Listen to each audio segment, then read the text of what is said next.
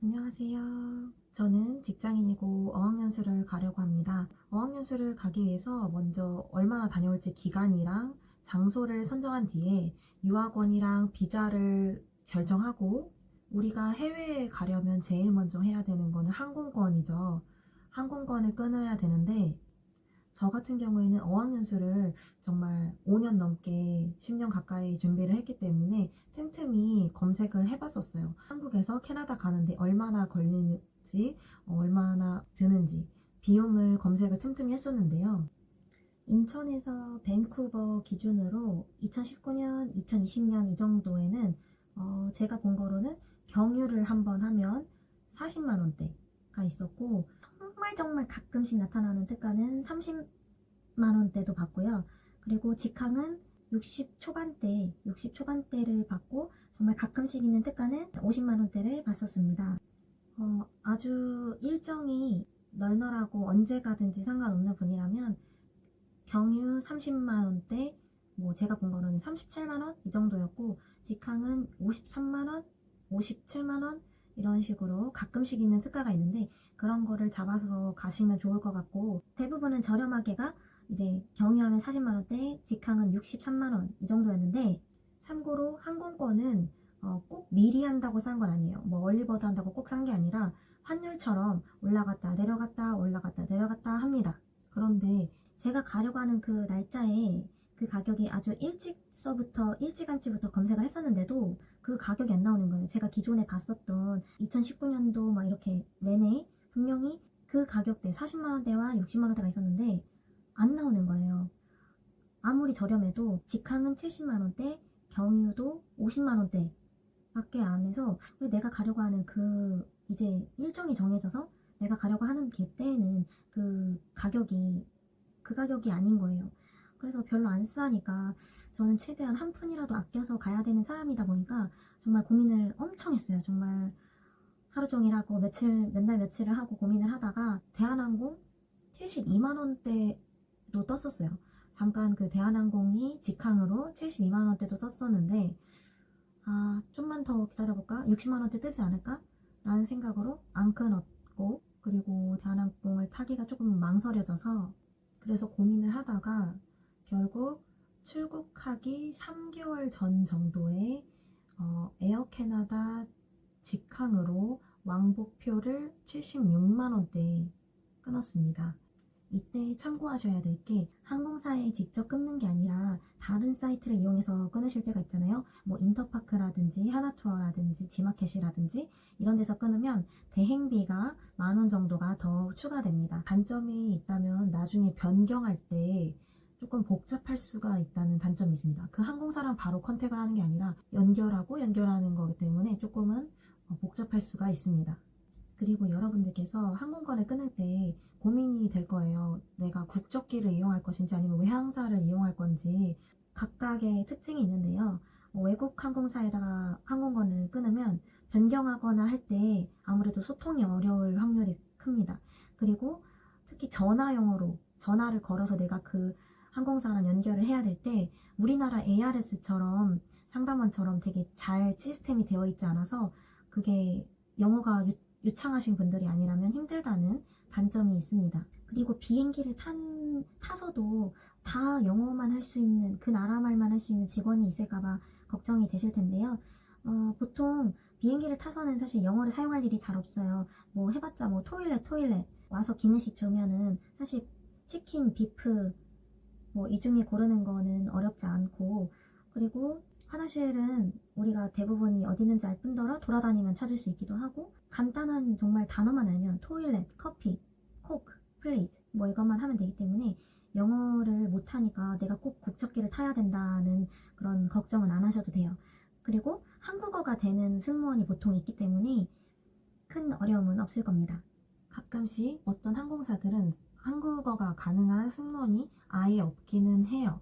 예를 들면 미국의 델타 항공이나 캐나다의 에어 캐나다 같은 경우는 타고 갈 때 한국어가 가능하지만, 대만의 에바 항공이라든지 중국에 있는 항공사 같은 경우는 한국어 가능자가 없으시거나, 아니면은 경유를 해서 가는 것이 대만 에바항공이랑 중국 항공사를 타게 되실 텐데, 경유할 때는 한국에서 거기 가는 편은 한국어 가능자가 있고, 대만이나 중국에서 이제 밴쿠버로 가는 거, 토론토로 가는 거에서는 이제 거기서부터는 한국어 가능 승무원이 없을 확률이 있습니다.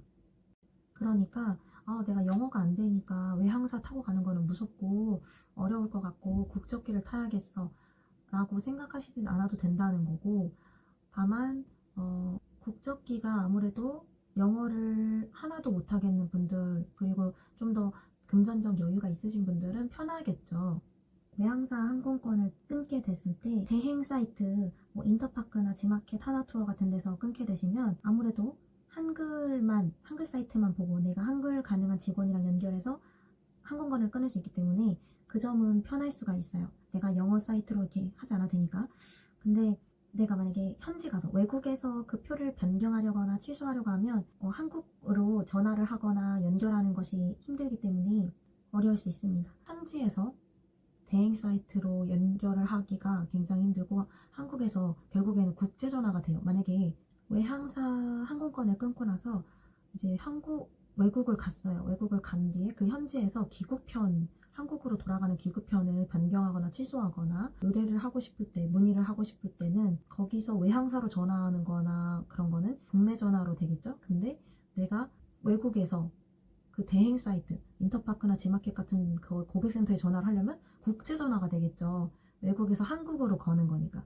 그래서 좀 그런 걸 변경하시다가 국제 전화 요금이 되게 많이 나오거나 그때 요금이 많이 들었다, 통신비가 좀 더 들었다 하는 분들도 계십니다. ARS가 잘 돼 있는 외항사들은 거기서 해도 될 것 같아요. 저는 사실 대한항공이나 에어캐나다 둘 다 마음에 들지 않았어요. 대한항공 같은 경우는 땅콩 사건을 비롯해서 좀 임원들의 태도나 그런 이슈들을 많이 알고 있기 때문에 거기 쪽을 이용하기가 좀 꺼림칙하더라고요. 예전에 한창 사람들이 많이들 불매를 했었는데 그게 지금은 다시 괜찮아졌지만, 그런데 무슨 일이 났을 때 한국어로, 내 모국어로 다 설명이 가능한 국적기를 이용한다는 게 비싸지만 큰 메리트인 것 같아요. 에어캐나다 항공사의 특징을 몇 가지 말씀드리려고 해요. 캐나다로 어학연수를 가는 분들이나 캐나다 여행을 가시는 분들은 에어캐나다를 탈 일이 굉장히 많을 거기 때문에 알아두셔야 되는데요. 우선 에어캐나다의 특징 중 하나는 스카이스캐너 같은 우리 가격 비교 사이트 있잖아요. 거기서 나오는 가격이랑 홈페이지에서 공식 가격이랑 그걸 통일하게 정해놨어요. 얼마 전부터 그 가격을 동일하게 하겠다라고 정해서 차이가 없습니다. 스카이스캐너에 뜨는 가격이랑 공식 홈페이지에서 검색하는 가격이랑 같기 때문에 그거를 참고하셔야 되고요. 대한항공 같은 다른 항공사들은 공식 홈페이지에서 이벤트를 하면 더 쌀 수도 있고, 대행 사이트에서 이벤트를 하면 더 쌀 수도 있습니다. 대부분의 항공사들은 정말 여러 군데서 검색을 해봐야 돼요, 가격을. 왜냐면 공식 홈페이지에서 이벤트를 하지 않는지 틈틈이 봐야 되고, 대행 사이트에서도 할인 쿠폰이라든지 이벤트를 할 수도 있기 때문에 그런 거를 틈틈이 알아봐야 되고, 그리고 정말 사이트마다 가격이 다를 수 있기 때문에 여기저기 검색을 해봐야 됩니다. 그리고 많이 발품을 팔수록 더 저렴하게 할 수가 있습니다. 제가 에어캐나다도 별로 타고 싶지 않았다고 했잖아요. 그 이유는 사실 제가 에어캐나다를 한번 이용해 본 적이 있어요. 2017년도 가을에 뉴욕 캐나다 여행을 갔었는데, 한국에서 뉴욕 갈 때는 미국 델타 항공을 타고 뉴욕에서 몬트리올 갈 때는 에어캐나다를 탔었어요. 뉴욕에서 몬트리올 갈 때는 에어캐나다를 타고 왕복을 표를 끊어서 다녀왔었는데, 그때 저랑 제 여동생이 굉장히 에어캐나다는 별로다라는 걸 느껴서 다시는 안 타야지 라고 사실 생각을 했거든요. 왜냐면 에어캐나다의 그 시스템이나 서비스가 굉장히 별로예요. 우리가 보통 무슨 표를 끊으면 2인표를 끊으면 나란히 발권되는 게 당연한 거잖아요. 무슨 공연을 끊든지 기차표를 끊든지 2인표를 끊으면 두 자리가 붙어 있게끔 뜨게 돼 있는데, 에어캐나다는 둘이서 같이 앉고 싶으시면 추가 돈을 내셔야 돼요. 시투게더라고 해서 둘이서 같이 앉는 추가 요금을 내야 합니다.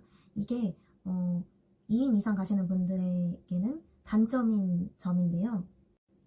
그래서 만약에 2인 이상 표로 에어캐나다를 타시는 분들이 표를 끊었어요. 그리고 시투게더 요금을 내고 둘이 같이 앉겠다라는 그 요금까지 더 내서 발권을 했다고 해도 에어캐나다는 GTE라고 해서 같이 앉는 사람들이 무조건 같이 앉지는 또 않아요. 그런 시스템이 있어요. 다른 표 끄는 사람들이 먼저 다 탑승한 후에 그걸 다 기다리고 2인 이상 표 끄는 사람들, 시투게더로 끄는 사람들이 그거를 다른 사람들 다 탈 때까지 기다린 뒤에 게이트에서 남는 자리들 중에 빈자리들 중에 붙어있는 빈자리가 있으면 같이 앉을 수 있는 게 GTE예요. 게이트에서 먼저 다른 손님들 다 타고 빈자리가 붙어있는 자리가 있으면 거기에 붙여서 앉혀주는 게 GTE입니다. 그래서 2017년도에 저희 자매가 북미 여행을 할 때 시투게더 요금을 내고 같이 앉겠다고 두 표를 끊었는데도 저희는 같이 앉지 못했어요. 그 다른 사람들 다 타고 나서 빈자리 중에 나란히 붙어있는 자리가 없고 뭐 복도를 하나 띄고 앉는다든지 뒷자리에 앉는다든지 이렇게 해서 저희가 같이 앉지 못했어요. 이럴 거면 왜 추가 요금을 냈겠어요. 같이 앉겠다고, 같이 앉으려면 내라고 해서 같이 앉겠다고 돈을 냈는데 그런데도 같이 못 앉았어요. 그래서 이게 무슨 시스템인가, 이게 무슨 말이 안 되는 너무 비논리적인 그런 시스템이라서 정말 저희가 다시는 안 타야겠다 생각을 했었고, 또 하나는 저희가 뉴욕에서 몬트리올로 가기 위해서 뉴욕에서 체크인을 하려고 갔는데 아무도 손님이 없고 직원이 데스크에 있어도 체크인 데스크에서 해주지 않아요. 꼭 기계에서 온라인 체크인을 하라고 합니다. 우리나라 코레일도 그렇고 어차피 내가 맡고 있는 손님이 없고 줄 서 있는 손님이 없고 저 사람이 기계로 가려고 하면은 일로 오세요, 창구에서 해드릴게요 라고 하잖아요. 보통 내가 만약에 직원이에요. 그리고 지금 승객들이 올 시간에 비행기가 있다는 걸 내가 알아요. 당분간 앞으로 1시간 이내 동안 사람들이 많이 오겠구나. 앞으로 30분 뒤에 게이트가 닫는구나. 30분까지는 앞으로 30분 이내에 체크인을 다 해야 되는구나를 알고 있을 텐데, 그러면은 지금 저기서 손님들이 들어와요. 그러면 너희들 얼른 와서 여기 창구에서 해줄게 하고 하면 되는데 굳이 지금 기계로 가라고 한 거예요.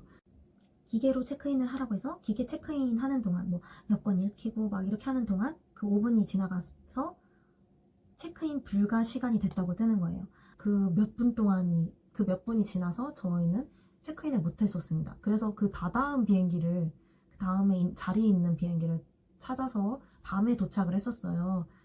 그래서 되게 비효율적이고 상식적으로 이해가 안 되는 거예요. 내가 지상 직원일 때 이 사람을 얼른 체크인을 해서 보내야 게이트로 가게끔 그 게이트 마감 시간까지 보내야 되잖아요. 그런데 기계로 가서 하라고 해서 충분히 창구에서 해줄 수가 있었고 바쁜 것도 아니었을 뿐더러 이 사람들이 시간이 그렇게 여유롭지 않다면 창구에서 해야 되는 건데 굳이 저기 기계로 보내서 그 시간을 낭비한 거. 그래서 그때 이제 에어캐나다에 이런 식으로 되게 비합리적이고 비효율적인 이런 처리 방식과 시스템을 보면서 다시는 에어캐나다 안 타야겠다 라고 생각을 했었어요. 그래서 이번에 밴쿠버를 어학연수 가려고 하는데 표를 끊는데 직행이 대한항공이랑 에어캐나다만 있는데 둘 다 그렇게 별로 그렇게 가고 싶은 곳이 아니라서 꺼림직해서 좀 고민이 되더라고요. 망설여졌습니다. 그러다가 표를 끊었는데 그런데 이 상태에서 코로나19가 터졌습니다. 그리고 6월 30일까지 캐나다 입국 금지가 됐습니다.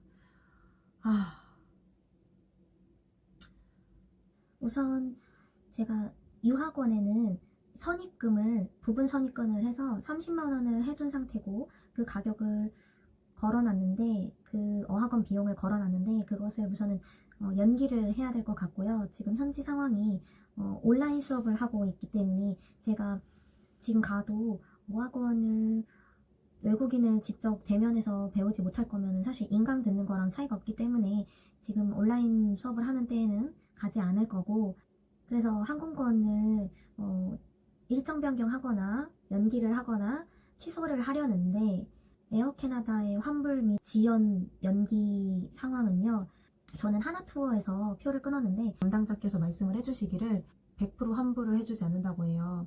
라는 게 아니라 자기네 나라에서 우리를 들어오지 말라고 해서 입국 거절이 돼서 입국 금지가 돼서 우리 다른 외국인들 들어오지 말라고 입국 금지가 돼서 우리가 못 가는 건데도 이게 타당한 이유가 안 된다고, 타당한 이유로 인정을 안 해줘서 100% 무료 환불이 불가능하다고 합니다. 에어 캐나다 같은 경우는 날짜를 만약에 제가 변경해서 쓴다면 올해 안에, 2020년도 안에 써야 하고 그 기한이 너무 짧죠. 근데 또 그 시기에 그 표 값의 차액을 또 넣어야 된대요. 예를 들어서 제가 70만 원대로 표를 끊었댔잖아요. 근데 코로나19가 해결이 되고 제가 그래서 11월 달에 출국하는 걸로 날짜를 바꾼다고 하면 그때의 11월 달 표가 만약에 80만 원이나 90만 원이에요. 그러면은 그만큼치의 차액을 추가적으로 내야 된대요. 내야 되기 때문에 이것 또한 고민되고, 그렇다고 환불을 받자니 100% 환불이 안 된다고 해요. 100%안 해주고 30만 원 이상을 에어 캐나다에서 떼간다고 합니다. 그러면 제가 결국 최종적으로 만약에 환불을 신청해서 받게 되면 100% 환불을 받아야 되는 상황인 것 같은데도 불구하고 절반도 못 받게 되는 거예요. 그래서 지금 그런 상황이고 앞으로 더 상황을 지켜봐야 될 것 같습니다. 그 외에도 준비 과정이나 지금 안내 사항 같은 거, 참고해야 될 사항들을 틈틈이 업로드 해보도록 하겠습니다. 제가 블로그에 썼던 그런 글들이, 여행을 다녀왔었던 글들이 참 많이 참고가 될 것 같고요. 궁금하신 거나 다들 어떻게 상황이 되고 있는지 댓글 남겨주시면 참고가 될 것 같아요. 다음에 또 정보를 가지고 오겠습니다.